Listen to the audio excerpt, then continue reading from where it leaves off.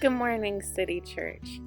Hey, I just wanted to share with you guys something that I got out of my quiet time yesterday regarding an area that I've really been battling and struggling with for a long time. Um, and the Lord just gave me some insight and some encouragement, and I hope it gives you guys some encouragement as well. Um, the subject is, how do I treat people who hurt me? And as I sought the Lord in this, and I've just like struggled with this for so long, my natural self just wants to push someone away when they hurt me. Um, I want to avoid them. I want to punish them, see them get punished. Um, so many things just rise up in my natural self when someone hurts me, especially when they continually, repeatedly hurt me. But those reactions I know are not how God's calling me to live. And so as I sought the Lord and I asked him his insight in this area, um, just asked him, what are your thoughts, Lord? How am I supposed to treat people? Can you show me in your word? And I just heard this still small voice just tell me, well, why don't you look at the way Jesus lived? And and then directed me right to John 13, where Jesus is having the Last Supper with his disciples. And at this point, Judas has already sold Jesus over to the soldiers, um, taken the money, and already has planned in his heart to betray Jesus. And Jesus knows that full well.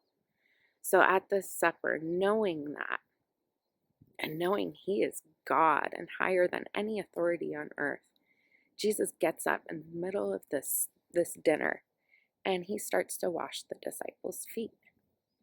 And it didn't say he washed 11 disciples' feet but not Judas because he was upset with him. No, he washed all the disciples' feet. Jesus washed Judas's feet, knowing that Judas was going to betray him into death later that night. Or I don't know when, but close. And so that example to me, it shows one of the things that Jesus did to someone who hurts him was he served them. He served them in love in a gross way.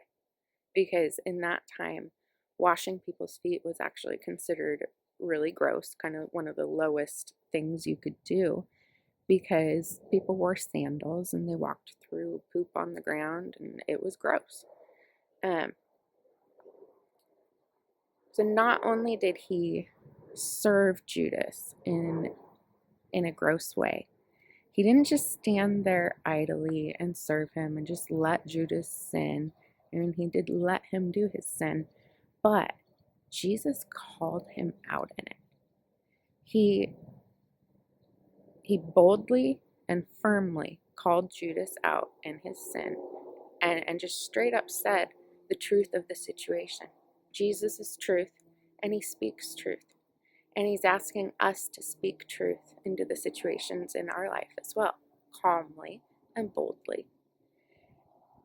And so just looking at Jesus' example, I'm encouraged with the people that I am struggling with, to try a new tactic with them and try to walk as Jesus did in his example. And I encourage you and I challenge you and myself that this week, if you're struggling with someone who's hurt you, that I encourage you to serve them in a gross way. Choose something that isn't fun for you to do for them, an act of service that they will appreciate. And it might not be very fun for you. It may be picking up the dog poop or I don't know what. But and I don't know how these people are going to react to us. But I do know that we can't go wrong when we follow in Jesus' footsteps. So, if someone's hurting you, serve them in a gross way.